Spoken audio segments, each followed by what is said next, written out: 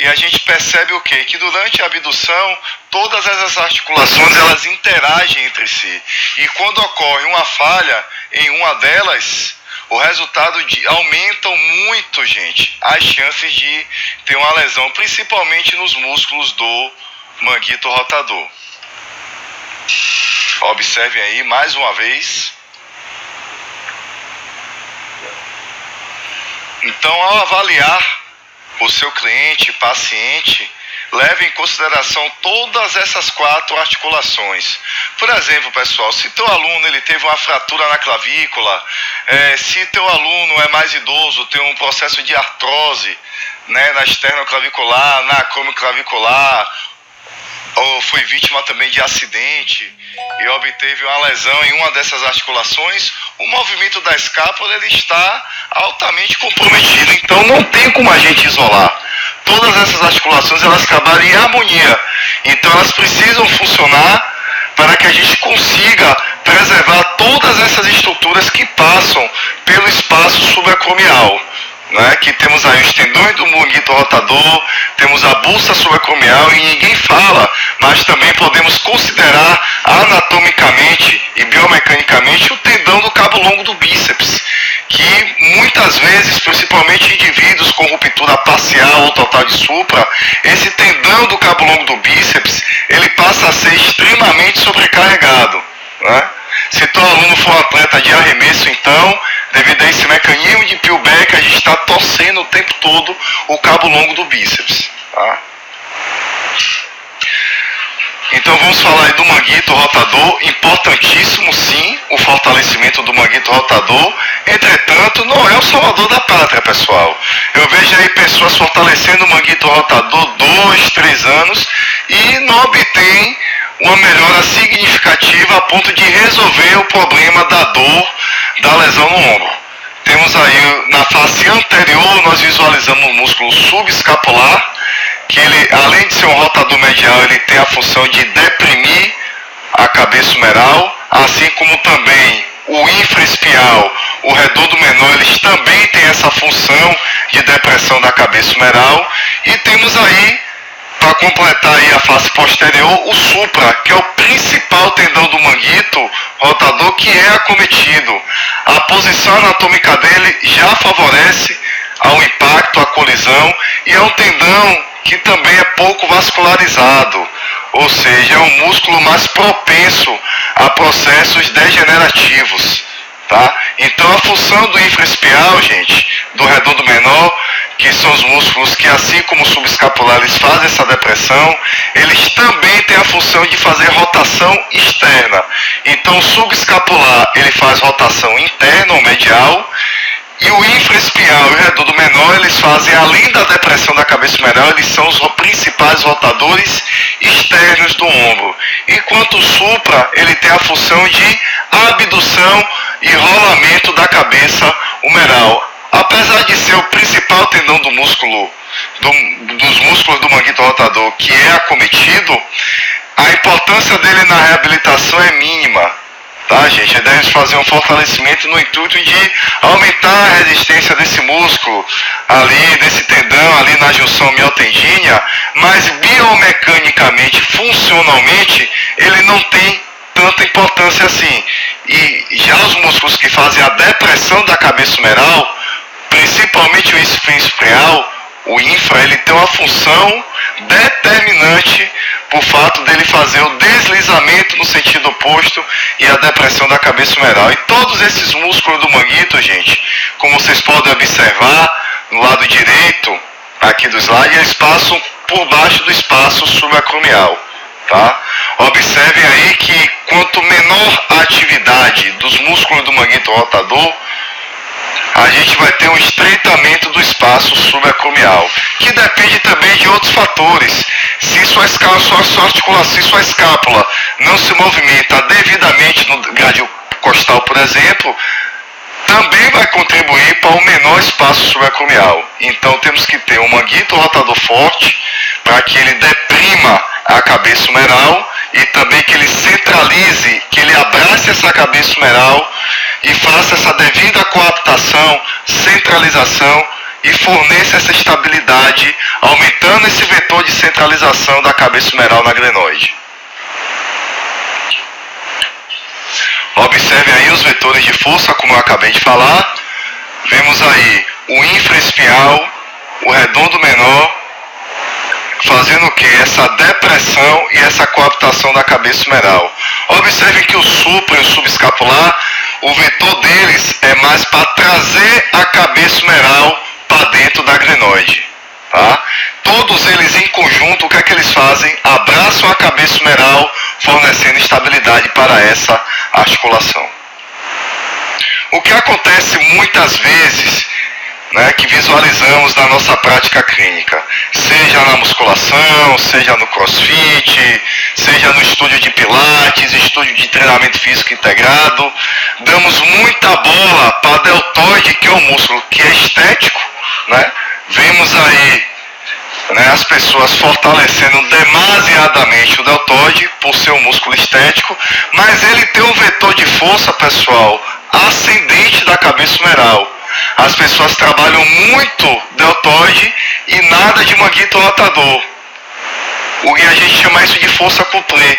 Esse equilíbrio de forças na articulação a gente chama de força couplé. Temos aí um vetor ascendente e um vetor descendente gerado pelo manguito. Seria o ideal, mas não é a realidade que a gente encontra no nosso dia a dia.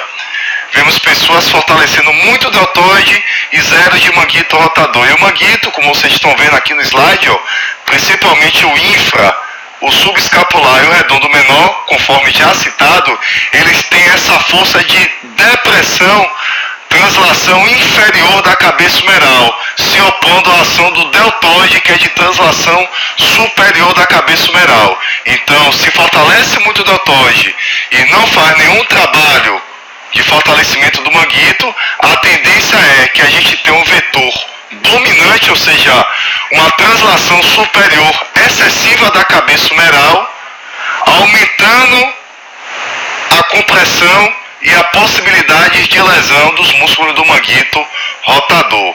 Quanto mais a cabeça humeral sobe, menor é o espaço subacromial e maior a compressão do manguito rotador. Como vemos aí na figura, né, um fisiculturista com deltoide bonito, bem hipertrofiado, vascularizado, mas o que ocorre na maioria das vezes é o que eu acabei de falar. As pessoas não fazem, quer treinar forte, quer treinar pesado, se preocupam muito com músculos estéticos, mas esquece da parte funcional, esquece da biomecânica, esquece da importância das forças couplé, esquecem da dissipação dos vetores de força. Quando a gente tem bem equilibrados o vetor ascendente com o vetor descendente gerado pelo manguito, a resultante é um vetor de centralização da cabeça humeral na glenoide e a preservação do espaço subacromial. Vocês podem observar isso na figura aqui do lado direito do slide, né? A dissipação dos vetores de força couplé e a centralização na glenoide. Mais uma vez aí do lado esquerdo do slide, os vetores de força do manguito rotador, principalmente, né, aí o infra, o subescapular e o redondo menor, já que o supra ele tem um vetor ascendente. E agora, pessoal, a gente vai ver como esses músculos do manguito, eles controlam essa cabeça humeral em relação à glenoide durante os movimentos de elevação do membro. Conforme já citado, é o movimento que mais realizamos nas atividades do cotidiano, na atividade esportiva e no treinamento de força.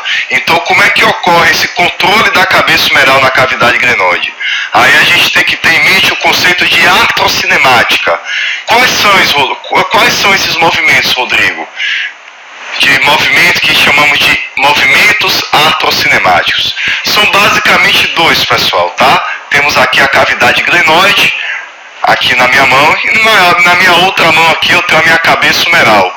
Ao fazermos uma abdução do ombro, o normal é que ocorra o rolamento e também o deslizamento no sentido oposto. Pessoal, se ocorresse apenas o rolamento, nós teríamos o que aqui? Uma colisão, um impacto da cabeça humeral por baixo do acrômio, tá? Então, se ocorresse apenas o rolamento, teríamos um estreitamento do espaço e, consequentemente, uma laceração, um esmagamento de todas as estruturas que passam por ali. Só que temos, durante esse movimento de abdução, também, além do rolamento, deslizamento no sentido oposto. Observe que apenas o rolamento teríamos o impacto e a colisão. Quando ocorre o rolamento e o deslizamento, não ocorre o impacto e esse espaço subacromial ele é preservado, assim como todas as estruturas articulares que passam por ali. Então, gente, o supra ele faz esse rolamento, essa translação superior da cabeça humeral. Enquanto o subescapular, o infraespial e o redondo menor, eles são responsáveis por fazer esse deslizamento no sentido oposto. Ou seja, os músculos do manguito, eles fazem esse controle atrocinemático durante um movimento de elevação do membro, um movimento de abdução, tá? Aí está o estudo do grupo do Thiago Fukuda, o trabalho é do Marcondes, tá? Onde ele pegou 48 indivíduos com síndrome do impacto e comparou a força dos músculos do manguito rotador do lado com dor, ou seja, o lado sintomático, em relação ao lado saudável, ou seja, o lado assintomático. E o que é que foi observado nesse estudo? Que o lado sintomático, ou seja, com lesão, com dor, ele tinha uma redução efetiva de todos os rotadores do ombro, tá? Quando a gente vai para indivíduos mais velhos, indivíduos idosos, essa perda é geral.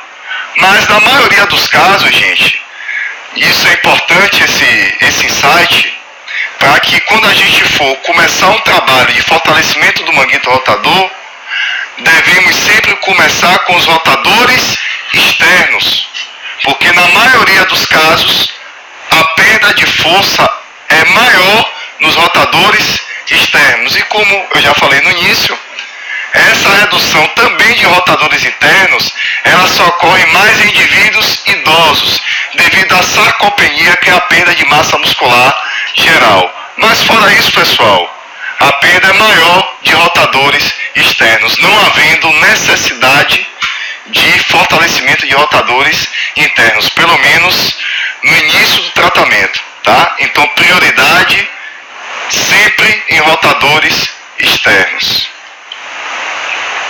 E a gente vai ver agora, pessoal, a partir da próxima aula, no capítulo 2, que o manguito rotador ele é importante, mas não é o salvador da pátria. E as evidências atualmente apontam muito para a necessidade de fortalecimento de alguns músculos que compõem a articulação escápulo-torácica, como o serrátil anterior, trapézio inferior, que a gente só fala de trapézio superior, mas ninguém fala de trapézio inferior.